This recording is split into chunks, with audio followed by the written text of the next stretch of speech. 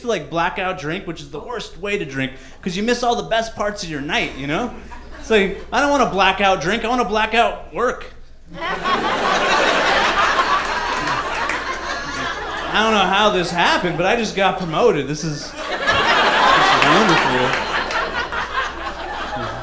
Thank you, Jose Cuervo. Because I've had a lot of like dumb jobs in my life, you know, doing this. You got to work a lot of terrible jobs. I worked a lot of customer service jobs, right? And people always say the dumbest things at those jobs. It's like, hey, if you just try hard, you can own this place. And I'm like, I don't like being here now. Like, I'm actually trying to bring this place down from the inside. You know? Hello. How's it going, everybody? Chris Adams here. Thank you for tuning in. Quick business, really quick. I'm going to be at the Comedy Store on March 15th.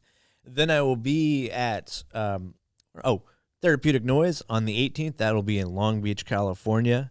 And then on the 21st, I'm going to be in Santa Barbara at the Brazil Arts Cafe. No Indoor Voices at nightout.com. And tickets are available now. No virus is going to stop me from performing. And then 1st to the 5th, I'll be on the road with some awesome comics, you know, going to Redding and San Diego and then Auburn, which I've never been to before. So that'll be fun.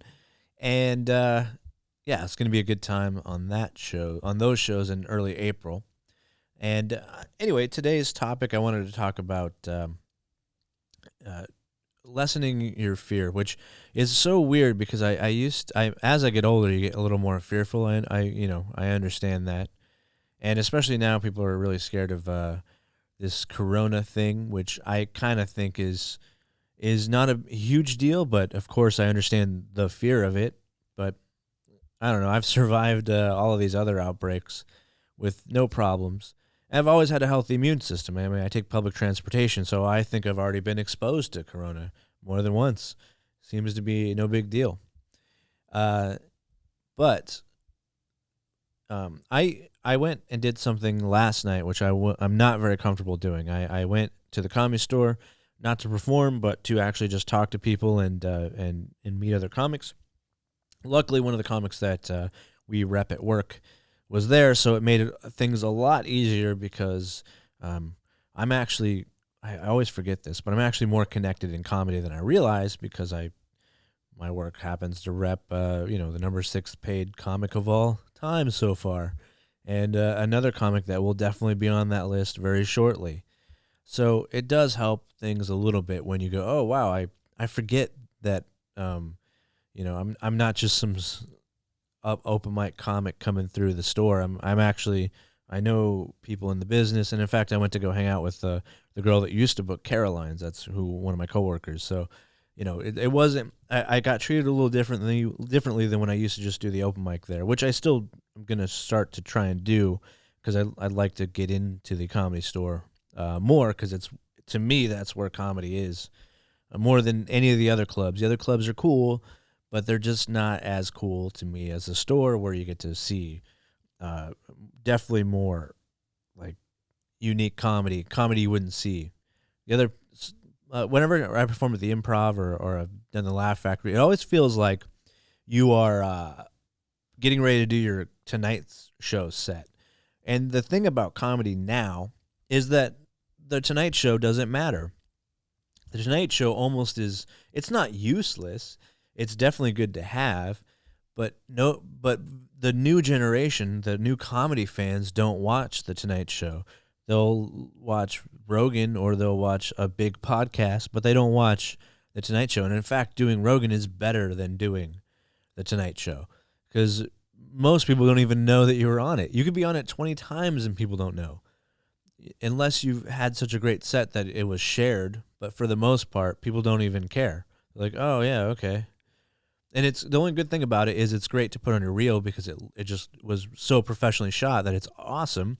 But it's only 4 to 5 minutes anyway. So you get a good sense of what someone does, and then that's about it. And hopefully that's a good advertisement to sell. But I've always lived my life where I don't have too much fear of other comics because I know that, especially in this business, because no matter how big a comic is, they're just a person, And I remember in college, I had to do this project where I had to interview somebody in the field that I wanted to be in. And so I figured out, without any connections, I figured out how to get a hold of Seth MacFarlane, and I was able to contact him and do a phone interview with him just over the phone for about 10 minutes. I asked him a bunch of questions for my project, and then at the end I asked him for an internship because I figured the worst he could say is no, and I'm already at no, so I'm basically, the worst he could say is no, I'm already there. Like, there's nothing you can do to me. And I've been taking that energy into everything I do, because a lot of people don't realize that when people in this business just tell you no, all it is you just got to figure another way around. They're not saying you're not good enough. They're just saying, hey, right now you're not what I want. And that's fine.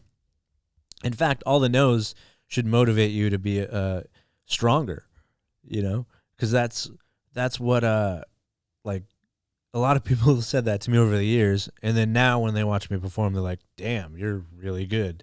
It's like, well, yeah, because you told me no, and I went to the drawing board, I took that in, and I figured out something else.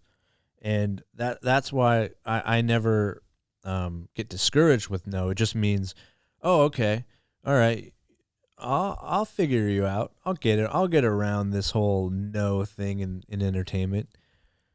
Also, most of the people, especially the ones that are higher up, I always look at them and I go, some of them are okay, and some of them are not actually as good at joke writing as some of the people I've seen at open mics even.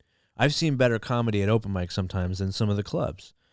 And it's because the people at the open mics are a little more willing to take risks, whereas people at the clubs, especially if they're coming up, are playing it a little safer. And in comedy, you shouldn't be playing it safe. You should always be going for whatever your vision and voice is, because everybody has their own.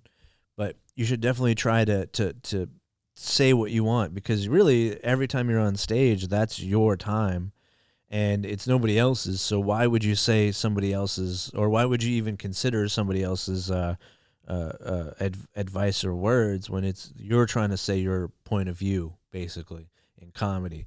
And that's why I love the store, because a lot of the comics, not all of them, but a lot of the comics there are just so themselves, and it's such a more free speech place, especially at the store, and it's where comedy still is, and not to say that the other clubs don't have that. They do, of course. There's always shows that I don't watch every show. I don't even watch a lot of comedy other than, professionals, but I remember not that long ago, all these comics that were, making a living would be like, I can't talk about this, I can't talk about that, because they have obviously some things to lose. And I was like, why not? Like, wouldn't you get more fans if you just were honest? And then, well, I don't know. And it would always disappoint me with how people are so afraid to just be themselves for fear of, like, I don't know what. I think the fear is worse than the actual what would have happened if they just were funny, I mean, they were still funny, but they just weren't as funny as they could have been. But I think that's going away, especially now. People are willing to just say what's on their minds, and you know what? Regular people like that better. So anyway, I hope everybody has a wonderful day.